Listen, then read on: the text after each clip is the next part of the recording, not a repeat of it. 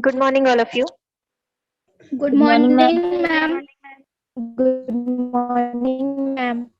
Good morning, ma'am. अच्छा, मैंने आप लोगों को थोड़ा पढ़ने के लिए कहा था। काउंटर करंट मैकेनिज्म पढ़ा है क्या? थोड़ा बहुत पढ़ा?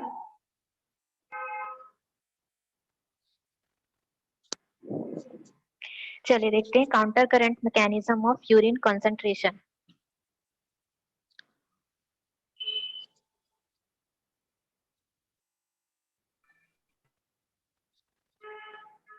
तो role of counter current mechanism, क्या रोल होता है काउंटर करंट मैकेनिज्म का? तो हायर वर्टिब्रेट्स, जैसे कि क्या क्या आते हैं हायर वर्टिब्रेट्स में? बर्ड्स आता है, मैमल्स आता है और ह्यूमन बींग्स आते हैं, ठीक है। ये सब काउंटर करंट मैकेनिज्म में इन्वॉल्व होते हैं टू एक्सक्रेट हाइपरटोनिक यूरिन। क्या करते हैं ये? हाइपरटोनिक यूरिन को एक्सक्रेट करते हैं। ये हमने प्रीवियस क्लास में पढ़ा हुआ है। हाइपरटोनिक यूरिन क्या होता है? जो यूरिन ब्लड से भी ज्यादा कंसंट्रेटेड होता है, ठीक है। तो उस तरह के यूरिन को ये क्या करते हैं? एक्सक्रेट करते हैं for conserving water, body water, so necessary for land life. Body का जो वाटर होता है उसको कंजर्व करने के लिए, उसको बचाने के लिए ये काउंटर करंट मैकेनिज्म जो है अपनाया जाता है, ठीक है। तो देखते हैं components of counter current mechanism, क्या क्या कंपोनेंट होते हैं काउंटर करंट मैकेनिज्म में। तो इसमें क्या क्या होता है? हेनलेस लूप होता है, कैपिलरी लूप जिसे वॉसर एक्टा भी कहा जाता है। ये दोनों इस मैकेनिज्म में इंपॉर्टेंट रोल प्ले करते हैं। ग्लोमेरुलर फ्लूइड जो कि हेनलेस लूप में प्रेजेंट होता है, and blood in the washer एक्टा flow in opposite direction in the two limbs of the loops. Glomerular fluid जो कि हेनलेस लूप में होता है और ब्लड जो कि वासा रेक्टम में होता है, ये लूप्स के जो दो लिम्ब होते हैं उनके अपोजिट डायरेक्शन में फ्लो होते हैं towards the renal medulla in the descending limb. किसके साथ? रीनल मेडुला के साथ डिसेंडिंग लिम्ब में फ्लो होता है। और towards the renal cortex in the ascending limb. Ascending limb में किसके साथ फ्लो होता है? रेनल कॉर्टेक्स के साथ में फ्लो होता है।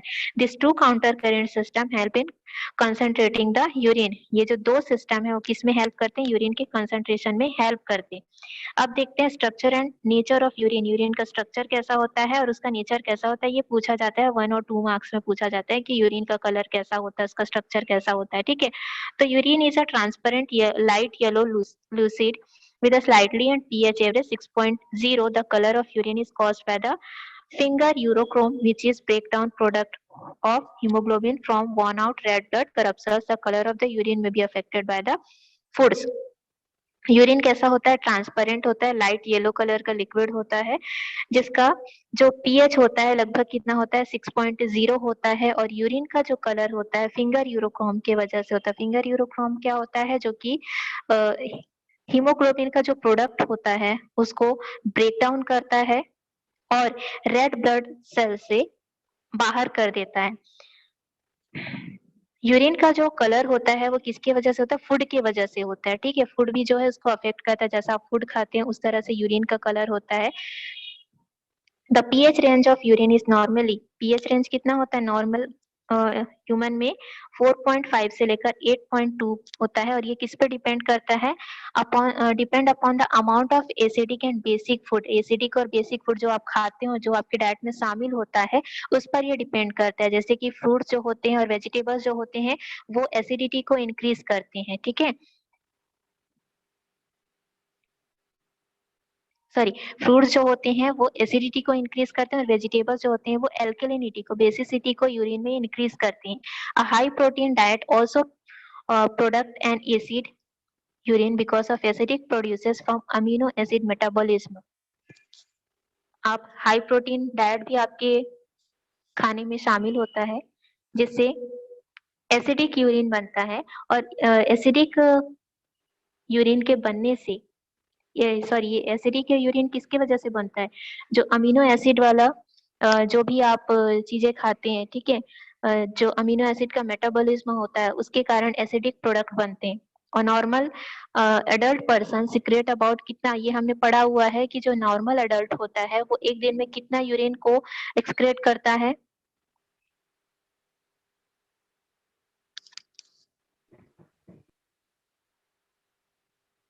1.5 लीटर। याद रहना चाहिए आपको, एक दिन में कितना यूरिन को वो सिक्रेट करता है, 1.5 लीटर यूरिन, है ना। Substance that increase the formation of urine is called डायोडाइड टी। वो सब्सटेंस जो कि यूरिन फॉर्मेशन को बढ़ाते हैं, डायोडाइड टी, जैसे कि कॉफी हो गया, जितने भी पीने वाले पदार्थ हैं, ठीक है, वो सब क्या करते हैं, यूरिन के फॉर्मेशन को बढ़ाते हैं और have डायरेक्टिक effect. The urine is hypotonic when the urine is allowable stand for some time is smell strangely of ammonia due to bacterial degradation. कभी कभी क्या होता है कि जब आप कुछ ऐसे पीने वाली चीजें पीते हैं जिसके वजह से यूरिन जो हाइपरटोनिक हो जाता है, ठीक है, और कुछ टाइम के लिए अचानक से यूरिन से एक बहुत अजीब सी बदबू आने लगती है। ये किसके वजह से होता है, अमोनिया की वजह से होता है। और बैक्टीरिया का जब डिग्रेडेशन होता है तो यूरिन से अजीब सी स्मेल आने लगती है। To specify the gravity of urine is usually between 1.015 and 1.025। Urine का जो स्पेसिफिक ग्रेविटी है वो किसके किसके बीच होता है, 1.015 से 1.025 के बीच होता है। अब देखते हैं chemical constituents of urine. Urine में कौन कौन से केमिकल कॉन्स्टिट्यूएंट होते हैं। सबसे पहले तो वाटर, सबसे ज्यादा वाटर पाया जाता है 95%, यूरिया पाया जाता है 2%, प्रोटीन शुगर पाया जाता है, कोलेक्सिया 0.3% पाया जाता है, सोडियम पाया जाता है, पीओसीएल। पीओसीएल क्या होता है, बता सकते हैं पीओसीएल क्या होता है।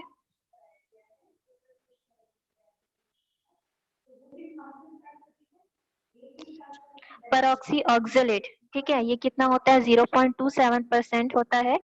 और सल्फेट 0.18% होता है। कैल्शियम पाया जाता है 0.018%, magnesium, potassium, uric acid, chlorine, creatinine, ये सब जो कंपोनेंट हैं वो सब यूरिन में पाए जाते हैं।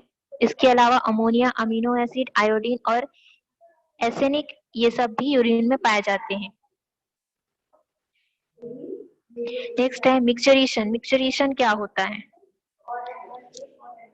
तो मिक्सचरेशन is the mechanism by which the urinary bladder empties itself when it becomes filled with urine when approximately 150 to 300 ml of urine has accumulated in the bladder.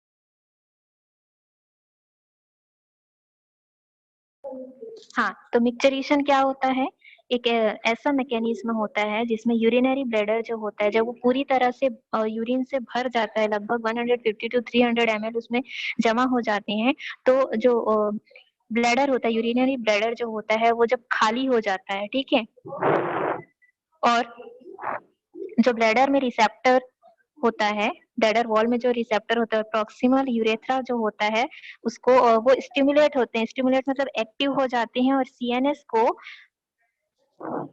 Impulses भेजते हैं, ठीक है, मैसेज भेजते हैं to creating a micturition reflex for release to urine. किसके लिए, urine को release करने के लिए।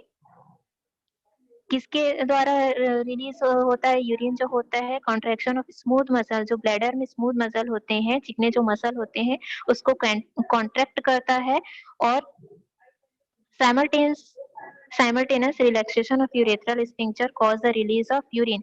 जो यूरेथ्रल स्फिंक्टर होता है जिसके वजह से यूरिन जो है रिलीज होता है, the condition who diluted urine is excreted in large amount is called diuresis. तो वो कंडीशन जिसमें डाइल्यूट यूरिन जो होता है बहुत ज्यादा अमाउंट में रिलीज होता है, उस कंडीशन को डायरेसिस कहा जाता है। इट में occur due to the deficiency of ADH. ये किसके वजह से होता है, एडीएच की वजह से होता है। एडीएच क्या है, एंटी डायूरेटिक हार्मोन, ठीक है, और due to gone other reason, कुछ और रीजन भी हो सकते हैं, जैसे डायरेटिक सब्सटेंसेस, मतलब पीने वाली ज्यादा चीजें खाने से, जैसे कि कैफीन, ग्लूकोज, मैनिटोल टी, और यूरिया वाली चीजें, ठीक है। तो इन सब की वजह से ये डेफिशिएंसी है जो पाया जाता है, ठीक है। नेक्स्ट है regulation of kidney function. Kidney का फंक्शन कैसे रेगुलेट होता है? The function of kidney are regulated by, किसके द्वारा रेगुलेट होता है? एडीएच, जीए और एएनएच। एडीएच मतलब एंटी डायूरेटिक हार्मोन, जेजीए मतलब जक्स्टा ग्लोम्युलर एपरेटस, और एएनएच मतलब होता है आर्ट्रियल नाट्रियूरेटिक फैक्टर, ठीक है। तो इन तीन चीजों की वजह से जो किडनी का फंक्शन है वो रेगुलेट होता है। तो सबसे पहले देखते हैं ADH, anti diuretic hormone, control by anti diuretic hormone. The osmoreceptor cell of the body respond to change in blood volume. अच्छा, यहाँ पर एक टर्म आया है ऑस्मोरिसेप्टर, ठीक है। तो ऑस्मोरिसेप्टर का मतलब क्या होता है, क्या समझते हैं ऑस्मोरिसेप्टर से?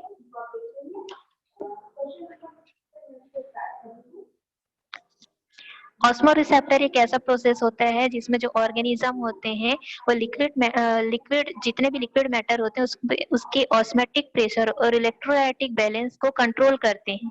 और जो ऑर्गेनिज्म में यह जो प्रोसेस है वह ऑस्मोरिसेप्टर के द्वारा होता है, जो ऑस्मोटिक प्रेशर में होने वाले चेंज का पता लगा सकते हैं, ठीक है। समझ आया या एक बार और बोलूं?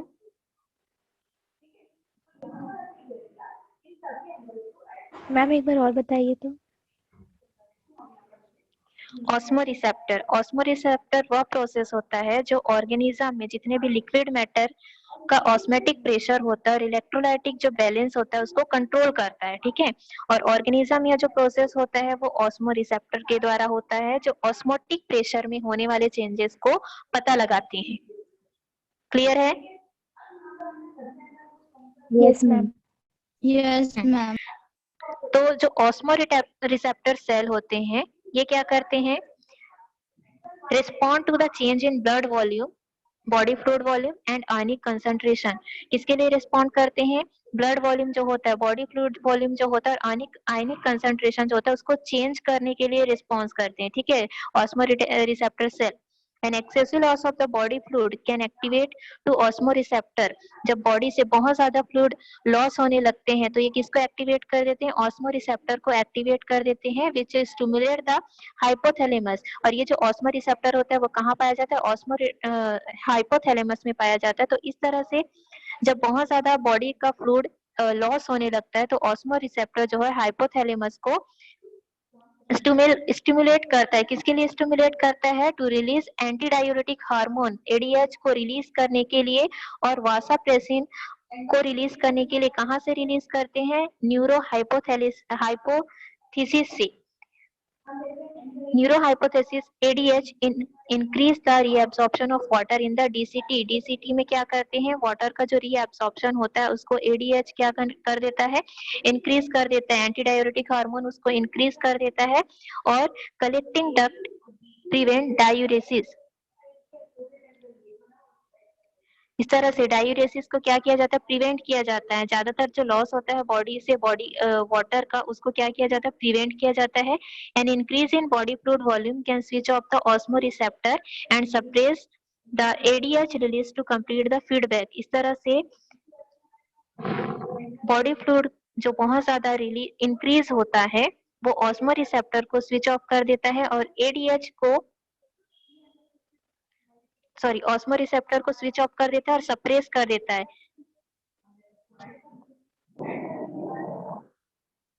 और जो एडीएच होता है उसको रिलीज करता है to complete the feedback. Feedback को क्या करने के लिए? कंप्लीट करने के लिए, प्रोसेस को कंप्लीट करने के लिए। ADH can also affect the kidney function by it constrictory effect on blood vessels.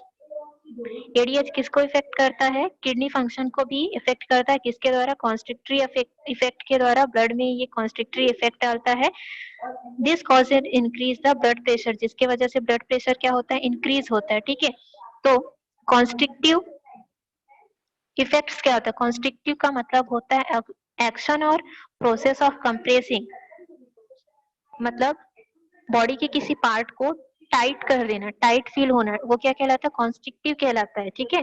तो वो एक्शन या प्रोसेस कंप्रेसिंग का, जिससे बॉडी का कोई पार्ट जो है टाइट हो जाता है तो उसको क्या कहेंगे? कॉन्ट्रिक्टरी कहेंगे, ठीक है। तो इस तरह से जो एडीएच होता है वो कॉन्ट्रैक्टरी इफेक्ट के द्वारा ब्लड का जो वेसल होता है उसको कॉन्ट्रैक्टरी इफेक्ट के द्वारा क्या कर देता है, वो सिकुड़ जाता है, ब्लड का जो वेसल होता है वो सिकुड़ जाता है, ठीक है। इस तरह से वो किडनी के फंक्शन को इफेक्ट कर देता है और ब्लड प्रेशर को बढ़ा देता है, which is turn enhance the glomerular blood flow and thereby the glomerular filtration rate, जिसकी वजह से ग्लोमेरुलर में जो ब्लड फ्लो होता है वो चेंज हो जाता है और ग्लोमेरुलर फिल्ट्रेशन रेट बढ़ जाता है। इसके बाद देखते हैं एडीएस तो हो गया, जेजीए है ना, control by juxta glomerular apparatus, यहाँ पर जक्स्टा नेरुलर लिखा है तो इसको जक्स्टा ग्लोमेरुलर कर लेंगे, ठीक है। Glomerular control by juxta glomerular apparatus, तो जक्स्टा ग्लोमेरुलर एपरेटस रेगुलेशन में बहुत इंपॉर्टेंट रोल प्ले करता है। The JGA cell release an enzyme join the blood stream, क्या करता है जेजीए जो होता है वो एंजाइम रिलीज करता है ब्लड स्ट्रीम को ज्वाइन करने के लिए, कब करता है, when there is a fall in glomerular blood flow, जब ये ग्लोमेरुलर ब्लड फ्लो, जब ग्लोमेरुलर ब्लड फ्लो जो होता है गिरने लगता है, डिक्रीज होने लगता है, तब ये एंजाइम को रिलीज करते हैं और ग्लोमेरुलर ब्लड प्रेशर और ग्लोमेरुलर फिल्ट्रेशन रेट जब गिरने लगता है तब ये एंजाइम को रिलीज करते हैं। द एंजाइमिक्सिन कन्वर्ट्स, जो एंजाइमिक्सिन होता है, जो एंजाइम रिलीज किया जाता है वो सबसे पहले किसमें चेंज हो जाता है, एंग्लोटेंसियोजन में, ब्लड का जो एंग्लियोटेंसियोजन होता है उसमें कन्वर्ट होता है। उसके बाद फिर ये एंग्लियोटेंसियोजन जो होता है वो एंजियोटेंसिन में चेंज हो जाता है। उसके बाद फिर ये एंजियोटेंसिन सेकंड में चेंज होता है, सबसे पहले एंजियोटेंसिन फर्स्ट में चेंज हो जाता है, फिर एंजियोटेंसिन सेकंड में चेंज हो जाता है।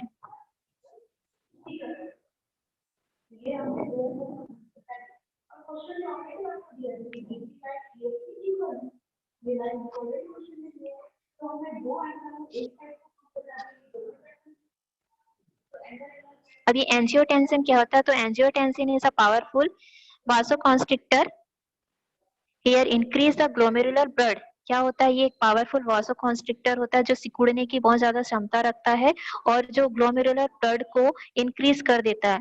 Pressure and Huxley glomerular filtration rate GFR is also activates the adrenal cortex, adrenal cortex में क्या होता है, Huxley glomerular filtration rate, GFR मतलब ग्लोमेरुलर फिल्ट्रेशन रेट जो होता है उसको उस पर प्रेशर डालता है ना। एंजियोटेंसिन जो होता है वो जीएफआर पे प्रेशर डालता है एड्रिनल कॉर्टेक्स में to release aldosterone, the aldosterone cause reabsorption of sodium, aldosterone क्या किसके कारण होता है, जो हार्मोन होता है रिलीज होता है, ठीक है। तो एल्डोस्टेरोन जो होता है वो सोडियम का रीअब्जॉर्प्शन करता है और वाटर का रीअब्जॉर्प्शन करता है, कहाँ पर करता है, डीसीटी में करता है। डीसीटी मतलब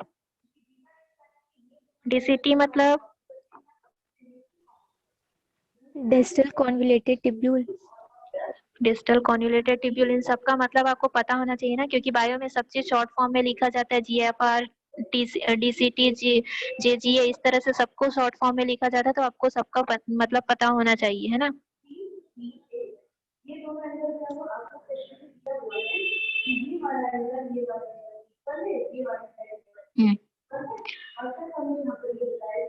तो डीसीटी में सोडियम और वाटर का रीअब्जॉर्प्शन होता है, किसके लिए रीअब्जॉर्प्शन होता है, to an increase in blood pressure and GFR, this multi normal control system, blood pressure को और जीएफआर को इंक्रीज करने के लिए, ठीक है। तो ये जो मल्टी नॉर्मल कंट्रोल सिस्टम होता है उसको ही क्या कहा जाता है, renin angiotensin aldosterone system, RAAS कहा जाता है, ठीक है। Control by atrial natriuretic factor, third है आपका NaH, sorry ANH, control by atrial natriuretic factor, ये क्या होता है, this is another hormone which oppose the regulation by RAS, एक तरह का हार्मोन होता है जिसके जो किसके अपोजिट रेगुलेशन करता है, RAAS के अपोजिट रेगुलेशन करता है। The wall of atria of the near release ANH in response to an increase in blood volume and pressure, ANH can cause vasodilation and thereby decrease the blood pressure. ANG mechanism act as a check on the renin angiotensin mechanism.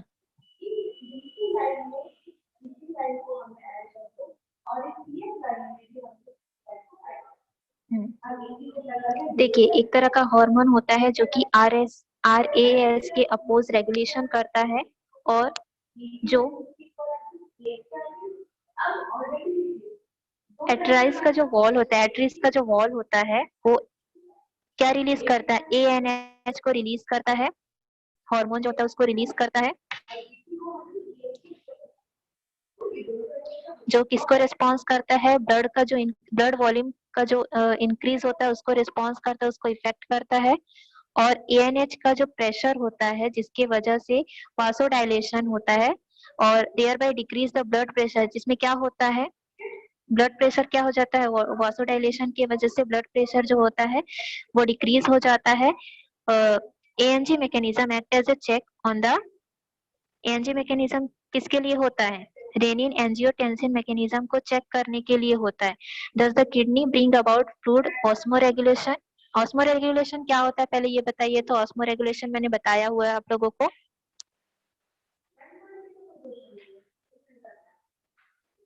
क्या होता है osmoregulation? हम जो ions and water molecules जो होते हैं उनको maintain करने या कंट्रोल करने के प्रोसेस को। मेंटेन करने या कंट्रोल करने की प्रोसेस को, ठीक।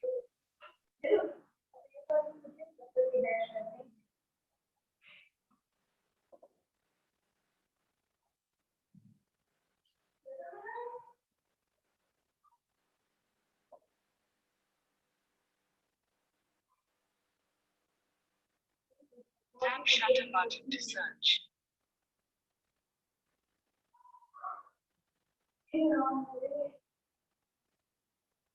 Tap shutter button to search.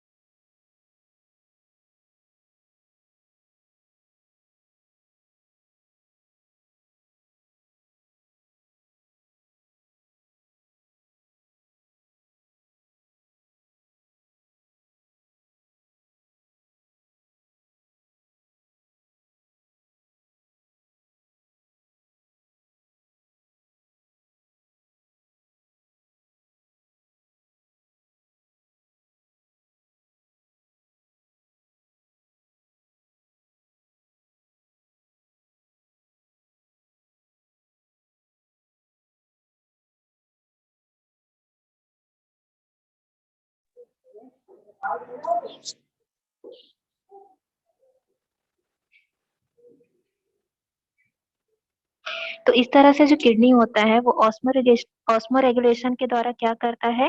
Controlling the amount of water with the help of hormone ADH। Osmoregulation में क्या होता है? आयंस का कंट्रोल किया जाता है ना, बैलेंस किया जाता है। तो ऑस्मोरेगुलेशन के द्वारा जो किडनी होता है वो वाटर के अमाउंट को कंट्रोल करता है। कौन से हार्मोन के हेल्प से? ADH हार्मोन के हेल्प से, and of sodium with the help of hormone. और सोडियम के हेल्प से क्या करते हैं? Hormone aldosterone enzyme renin and plasma protein angiotensinogen, इन सबको क्या करता है? वो कंट्रोल करने का काम करता है, बैलेंस करने का काम करता है ऑस्मोरेगुलेशन प्रोसेस के थ्रू। ठीक है यहाँ तक? Yes, ma'am. Yes ma'am. अब आगे देखते हैं। ये हो गया आपका काउंटर करंट मैकेनिज्म, ठीक है। अब इसके बाद है आपका role of kidney and osmoregulation. Osmoregulation में किडनी का क्या रोल होता है? ठीक।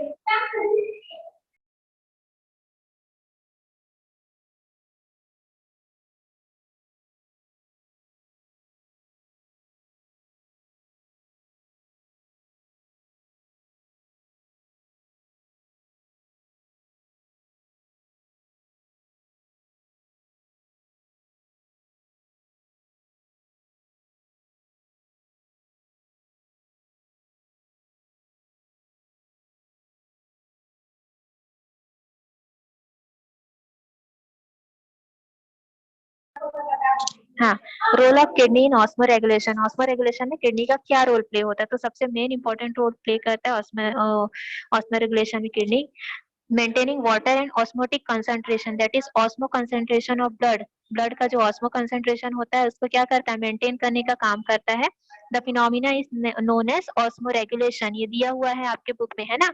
इस फिनोमिना को क्या कहा जाता है? Osmo regulation. ये मैंने पहले ही बता दिया था, स्टार्टिंग में ही बता दिया था। The process by which osmotic pressure of the body fluids are maintain by addition और एलिमिनेशन ऑफ वेरियस सब्सटेंसेस। देखिए, बहुत सारे सब्सटेंस जैसे कि वाटर, सॉल्ट, इन सब के द्वारा जब बॉडी फ्लूइड्स का ऑस्मोटिक प्रेशर को मेंटेन किया जाता है, तब इस प्रोसेस को क्या कहा जाता है? ऑस्मो रेगुलेशन, है ना? In aquatic animals like fresh water fishes और in case of water intake is very high, the urine excrete is more dilute than plasma of blood। जितने भी एक्वेटिक एनिमल होते हैं, मैंने आप लोगों को ये भी बताया था, हाइपोटोनिक यूरिन, हाइपरटोनिक यूरिन और आइसोटोनिक, है ना? ये तीनों चीजें बताई थी।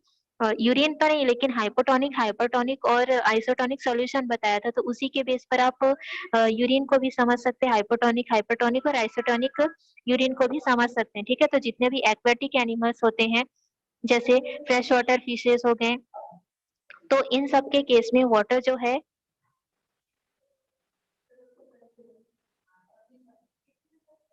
if water intake is very high, the urine excreted more diluted।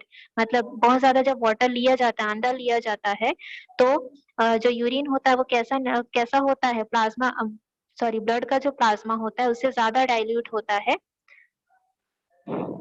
तो इसको इस तरह से इसको क्या कहा जाता है?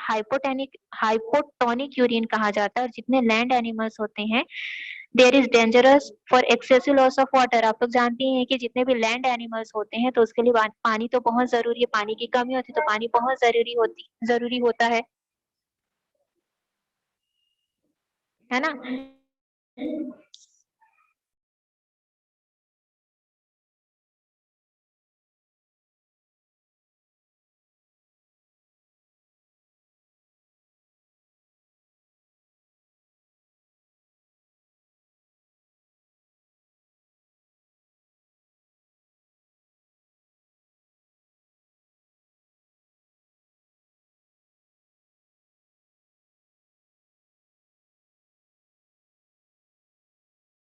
अच्छा, आपका क्लास में यहीं पे ओवर कर रही हूँ। ये आगे का जो है आप लोग खुद से पढ़ेंगे, ठीक है? ये आपका जो मेन टॉपिक था वो इस चैप्टर में खत्म हो गया है ना। तो आगे जो है अदर एक्सक्रेटरी ऑर्गन, ये सब बहुत इजी है। स्किन से, लंग से, लीवर से और इंटेस्टाइन से क्या क्या एक्सक्रेट होता है, ठीक है? ये सब आप लोग पढ़ सकते हैं।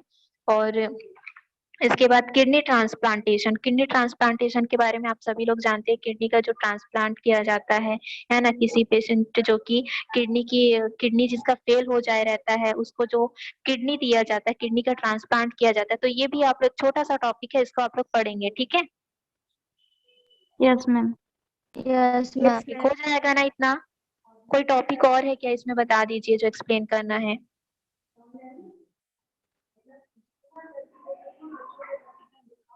जो जो इम्पोर्टेंट टॉपिक है मैंने एक्सप्लेन कर दिया, इसके अलावा और कुछ है तो बता दीजिए, मैं एक्सप्लेन कर दूंगी।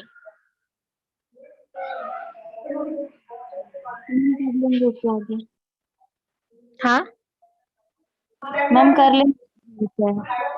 कर लोगे ना? ठीक है, तो फिर मैं इसके बाद नया चैप्टर स्टार्ट करूंगी, Yes, ma'am. ठीक है? ठीक है, आज का क्लास यहीं ओवर कर रही हूँ ना।